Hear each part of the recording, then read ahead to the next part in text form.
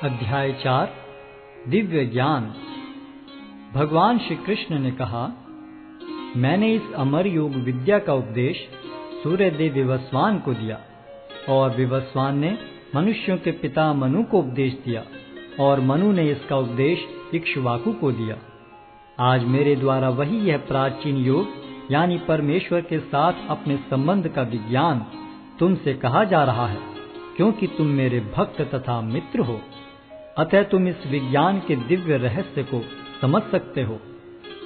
इस प्रकार यह परम विज्ञान गुरु परंपरा द्वारा प्राप्त किया गया और राज ऋषियों ने इसी विधि से इसे समझा, किंतु कालक्रम में यह परंपरा छिन्न हो गई। अतः यह विज्ञान यथारूप में लुप्त हो गया लगता है। अर्जुन ने कहा, सूर्यदेव विवस्वान आपसे पहले हो चुके हैं, तो फिर मैं कैसे समझूं कि प्रारंभ में भी आपने उन्हें इस विद्या का उपदेश दिया था। श्री भगवान ने कहा, तुम्हारे तथा मेरे अनेकानेक जन्म हो चुके हैं। मुझे तो उन सब का स्मरण है, किंतु हे परंतप, तुम्हें उनका स्मरण नहीं रह सकता है। यद्यपि मैं अजन्मा तथा अविनाशी हूँ और यद्यपि मैं समस्त जीवों का स्वामी हूँ, तो भी प्रत्येक युग में मैं अपने आदि दिव्य रूप में प्रकट होता हूँ। हे भरतवंशी, जब भी और जहां भी धर्म का पतन होता है और अधर्म की प्रधानता होने लगती है, तब तब मैं अवतार लेता हूं। भक्तों का उद्धार करने, दुष्टों का विनाश करने तथा धर्म की फिर से स्थापना करने के लिए मैं हर युग में प्रकट होता हूं। हे अर्जुन, जो मेरे आविर्भाव तथा कर्मों की दिव्य प्रकृति को जानता है, वह इस शरीर को छोड़ने पर इस भौतिक संसार में पुनः जन्म नहीं लेता, अपितु मेरे सनातन धाम को प्राप्त होता है। आसक्ति, भय तथा क्रोध से मुक्त होकर मुझ में पूर्णतया तन्मय होकर और मेरी शरण में आकर बहुत से व्यक्ति भूतकाल में मेरे ज्ञान से पवित्र हो चुके हैं। इस प्रकार से उन सबों ने मेरे प्रति दिव्य प्रेम को प्राप्त किया है। जिस भाव से सारे लोग मेरी शरण ग्रहण करते हैं, उसी के अनुरूप मैं उन्हें फल देता हूँ। हे पार्थ, प्रत्येक व्यक्ति सभी प्रकार से मेरे पथ का अनुगमन करता है। इस संसार में मनुष्य सकाम कर्मों में सिद्धि चाहते हैं, फलस्वरूप वे देवताओं की पूजा करते हैं। निस्संदेह संसार में मनुष्य को सकाम कर्म का फल शीघ्र प्राप्त होता है। प्रकृति के तीनों गुणों और उनसे संबद्ध कर्म के अनुसार मेरे द्वारा मानव समाज के 4 विभाग रचे गए। यद्यपि मैं इस व्यवस्था का सृष्टा हूँ, किंतु तुम यह जान लो कि मैं इतने पर भी अव्यय अकर्ता हूँ। मुझ पर किसी कर्म का प्रभाव नहीं पड़ता, न ही मैं कर्म फल की कामना करता हूँ। जो मेरे संबंध में इस सत्य को जानता है, वह भी कर्मों के फल के पाश में नहीं बंधता। प्राचीन काल में समस्त मुक्तात्माओं ने मेरी दिव्य प्रकृति को जान करके ही कर्म किया। अतः तुम्हें चाहिए कि उनके पद चिन्हों का अनुसरण करते हुए अपने कर्तव्य का पालन करो। कर्म क्या है और अकर्म क्या है, इसे निश्चित करने में बुद्धिमान व्यक्ति भी मोहग्रस्त हो जाते हैं। अतः मैं तुमको बताऊंगा कि कर्म क्या है, जिसे जानकर तुम सारे अशुभ से मुक्त हो सकोगे।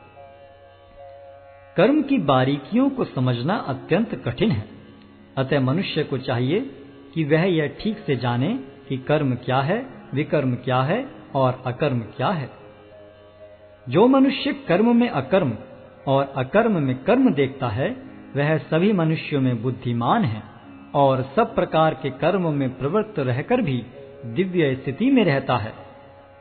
जिस व्यक्ति का प्रत्येक प्रयास इंद्रिय तृप्ति की कामना से रहित होता है, उसे पूर्ण ज्ञानी समझा जाता है।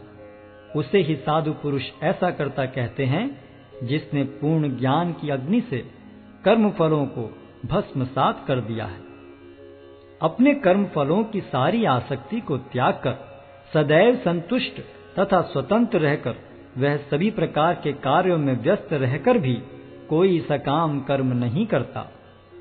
ऐसा ज्ञानी पुरुष पूर्ण रूप से संयमित मन तथा बुद्धि से कार्य करता है, अपनी संपत्ति के सारे स्वामित्व को त्याग देता है और केवल शरीर निर्वाह के लिए कर्म करता है। इस तरह कार्य करता हुआ वह पाप रूपी फलों से प्रभावित नहीं होता है।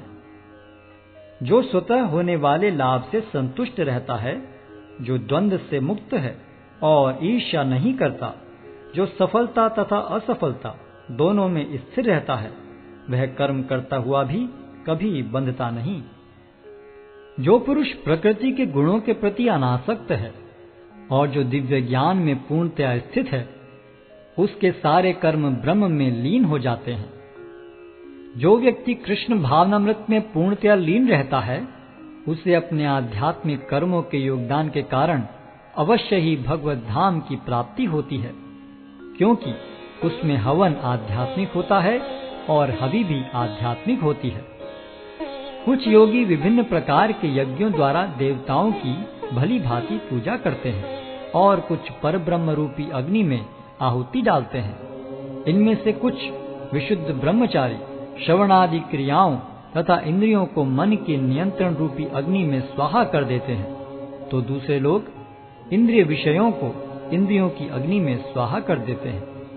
दूसरे जो मन तथा इंद्रियों को वश में करके आत्म साक्षात्कार करना चाहते हैं, संपूर्ण इंद्रियों तथा प्राण वायु के कार्यों को संयमित मन रूपी अग्नि में आहुति कर देते हैं। कठोर व्रत अंगीकार करके कुछ लोग अपनी संपत्ति का त्याग करके, कुछ कठिन तपस्या द्वारा, कुछ अष्टांग योग पद्धति के अभ्यास द्वारा अथवा दिव्य ज्ञान में उन्नति करने के लिए वेदों के अध्ययन द्वारा प्रबुद्ध बनते हैं। अन्य लोग भी हैं जो समाधि में रहने के लिए श्वास को रोके रहते हैं। वे अपान में प्राण को और प्राण में अपान को रोकने का अभ्यास करते हैं और अंत में प्राण अपान को रोककर समाधि में रहते हैं। अन्य योगी कम भोजन करके प्राण की प्राण में ही आहुति देते हैं। ये सभी यज्ञ करने वाले यज्ञों का अर्थ जानने के कारण पाप कर्मों से मुक्त हो जाते हैं और यज्ञों के फल रूपी अमृत को चखकर परम दिव्य आकाश की ओर बढ़ते जाते हैं। हे कुरुश्रेष्ठ, जब यज्ञ के बिना मनुष्य इस लोक में या तो इस जीवन में ही सुखपूर्वक नहीं रह सकता, तो फिर अगले जन्म में कैसे रह सकेगा। ये विभिन्न प्रकार के यज्ञ वेद सम्मत हैं और ये सभी विभिन्न प्रकार के कर्मों से उत्पन्न हैं। इन्हें इस रूप में जानने पर तुम मुक्त हो जाओगे। हे परंतप, द्रव्य यज्ञ से ज्ञान यज्ञ श्रेष्ठ है। हे पार्थ, अंततो गत्वा सारे कर्म यज्ञों का अवसान दिव्य ज्ञान में होता है। तुम गुरु के पास जाकर सत्य को जानने का प्रयास करो, उनसे विनीत होकर जिज्ञासा करो और उनकी सेवा करो।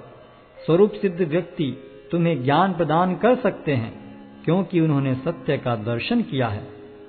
स्वरूप सिद्ध व्यक्ति से वास्तविक ज्ञान प्राप्त कर चुकने पर तुम पुनः कभी ऐसे मोह को प्राप्त नहीं होगे, क्योंकि इस ज्ञान के द्वारा तुम देख सकोगे कि सभी जीव परमात्मा के अंश स्वरूप हैं, अर्थात वे सब मेरे हैं। यदि तुम्हें समस्त पापियों में भी सर्वाधिक पापी समझा जाए, तो भी तुम दिव्य ज्ञान रूपी नाव में स्थित होकर दुख सागर को पार करने में समर्थ होगे। जैसे प्रज्वलित अग्नि ईंधन को भस्म कर देती है, उसी तरह हे अर्जुन, ज्ञान रूपी अग्नि भौतिक कर्मों के समस्त फलों को जला डालती है। इस संसार में दिव्य ज्ञान के समान कुछ भी उदात्त तथा शुद्ध नहीं है। ऐसा ज्ञान समस्त योग का परिपक्व फल है। जो व्यक्ति भक्ति में सिद्ध हो जाता है, वह यथा समय अपने अंतर में इस ज्ञान का आस्वादन करता है। जो श्रद्धालु दिव्य ज्ञान में समर्पित हैं और जिसने इंद्रियों को वश में कर लिया है, वह इस ज्ञान को प्राप्त करने का अधिकारी है और इसे प्राप्त करते ही वह तुरंत आध्यात्मिक शांति को प्राप्त होता है। किंतु जो अज्ञानी तथा श्रद्धा विहीन व्यक्ति शास्त्रों में संदेह करते हैं, वे भगवत भावनामृत नहीं प्राप्त करते, अपितु नीचे गिर जाते हैं। संशयात्मा के लिए न तो इस लोक में न ही परलोक में कोई सुख है। जो व्यक्ति अपने कर्म फलों का परित्याग करते हुए भक्ति करता है और जिसके संशय दिव्य ज्ञान द्वारा विनष्ट हो चुके हैं, वही वास्तव में आत्मपरायण है। हे धनंजय, वह कर्मों के बंधन से नहीं बंधता। अतएव तुम्हारे हृदय में अज्ञान के कारण जो संशय उठे हैं, उन्हें ज्ञान रूपी शस्त्र से काट डालो। हे भारत, तुम योग से समन्वित होकर खड़े हो और युद्ध करो।